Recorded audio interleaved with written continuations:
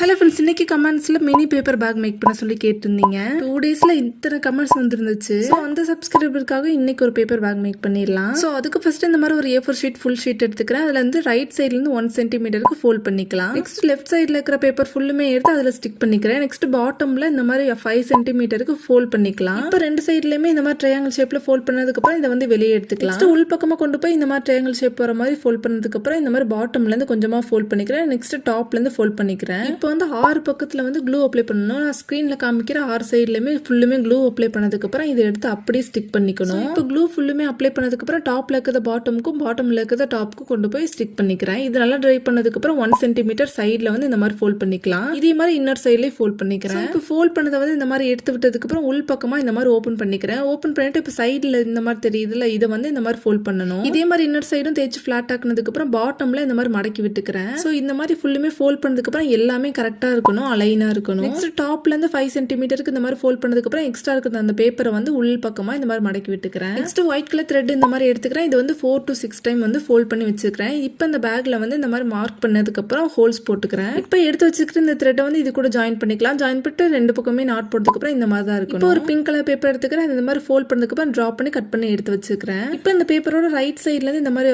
Clue apply பண்ணி stick பண்ணதுக்கு அப்புறம் லெஃப்ட் சைட்லயுமே ஸ்டிக் பண்ணிட்டு ஒரு ஒயிட் பீட்ஸ் எடுத்து ஸ்டிக் பண்ணிக்கிறேன். இந்த போவு பேக்கோட 2 சைட்லயுமே ஸ்டிக் பண்ணிக்கலாம். ஐஸும் பிளஷும் இந்த மாதிரி பேப்பர்ல கட் பண்ணி கொடுத்ததுக்கு அப்புறம் மவுத்தை மட்டும் டிரா பண்ணி எடுத்துக்கிறேன். இப்போ ஒரு கியூட்டான பேப்பர் பேக் மேக் பண்ணியாச்சு. ஸோ இப்போ இந்த மாதிரி பேப்பர் சாக்லேட்ஸ்லாம் கொஞ்சம் மேக் பண்ணி வச்சிருந்தேன். அதை வந்து இதுக்குள்ள ஃபில் பண்ணிக்கலாம். ஸோ இந்த சாக்லேட்ஸ் எப்படி மேக் பண்ணுன்றதை லாங் வீடியோவா அப்லோட் பண்ணியிருக்கேன். ஹேண்ட் லிமிக்ல டேக் பண்ணிக்க தேவைன்றவங்க செக் பண்ணிக்கோங்க. அண்ட் அனைவருக்கும் ரக்ஷா பந்தன் நல்வாழ்த்துக்கள்.